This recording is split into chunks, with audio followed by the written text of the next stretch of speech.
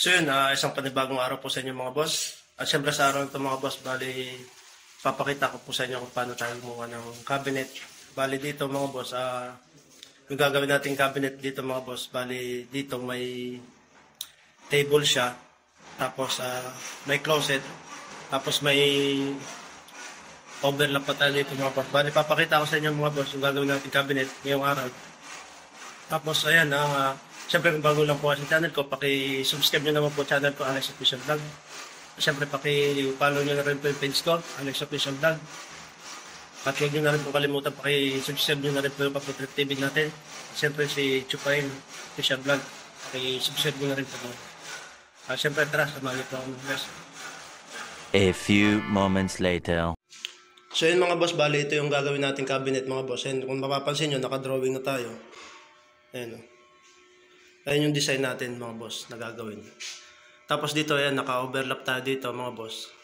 Bali itong guhit na itong mga boss, papansin nyo, wala to, bali ito lang siya. Dito may drawer tayo dito, bali mangyayari dito magiging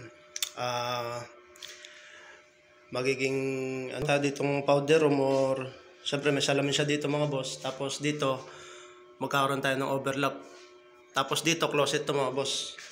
Tapos may dalawa tayong drawer dito, yan kung mapapansin nyo, naka-drawing na. Tapos meron tayong pad sa baba. Bali dito yung pad natin mga boss, bali 10 cm. Tapos yung drawer natin, yung finish natin ng drawer, dalawang drawer dito sa closet, bali 25 cm. Bali dalawa yan mga boss. Tapos galing dito sa may pagitan, 80 cm. Tapos ito yung closet natin, bali magkakaroon tayo dito dalawang pinto. So ayun, samahan niyo ako mga boss kung paano tayo gumawa ng cabinet. Bali, simple lang to. Papakita ko po sa inyo. Tara.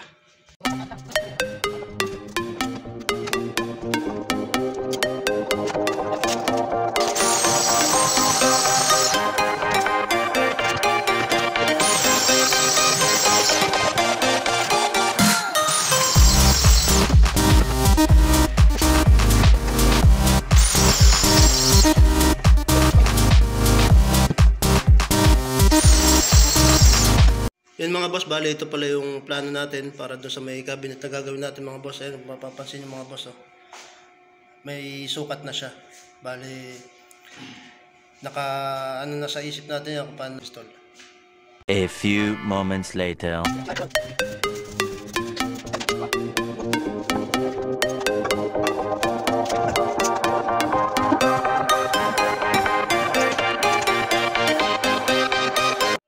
So yun mga boss, bali naka-prepare na yung tinabas natin dito sa cabinet natin. Bali ito na itsura niya. Nag-assemble na tayo ng shelves natin dito mga boss. Bali dito mga bossing, ito yung closet natin.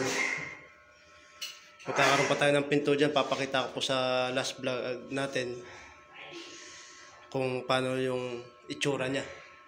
Wala pa kasi yung console natin dito mga boss, tsaka wala pa tayong drawer guide. So ito na, naka-prepare na yung ano natin, cabinet natin. Bali ganito yung itsura niyan mga boss. Ayan o. Ito naka-overlap siya. Tapos tayo dito, may table tayo dito para sa dressing.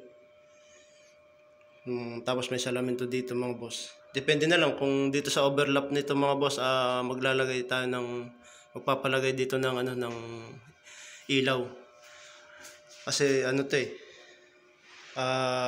dressing to kumbaga. Tapos may salamin tayo dyan. Ito pinaka-table nya. Bali nakahang to mga boss. So ayan yung tsura nya mga boss. Ay may pad tayo dyan, 10 cm yan.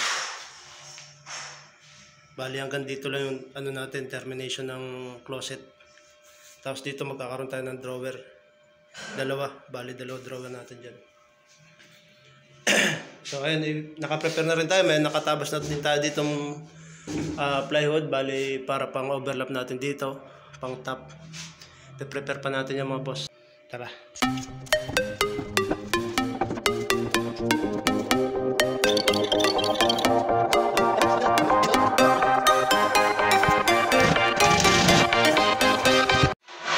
So yun mga boss, bali hanggang dito lang yung natapos nating cabinet muna. Pansamantala, abangan niyo po yung last vlog natin mga boss.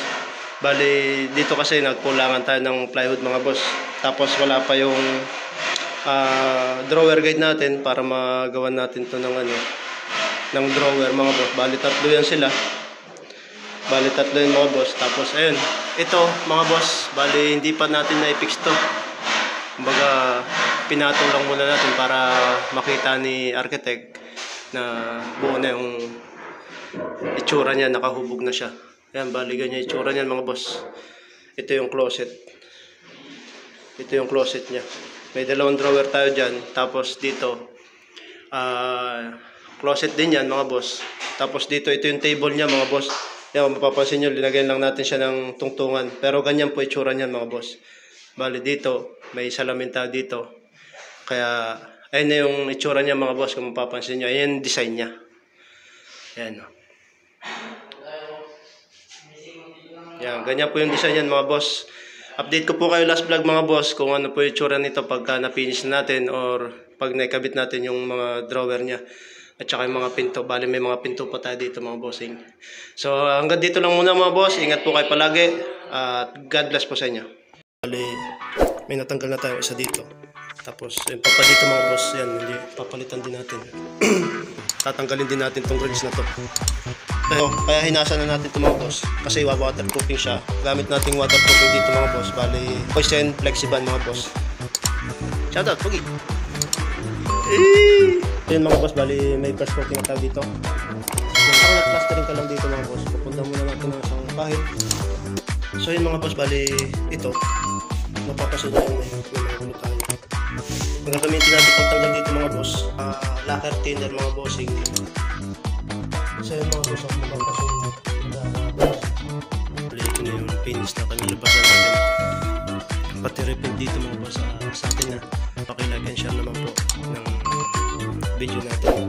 Maraming salamat po sa mga support niyo po mga boss. Siyempre, ingat po kayo palagi. God bless po sa inyo.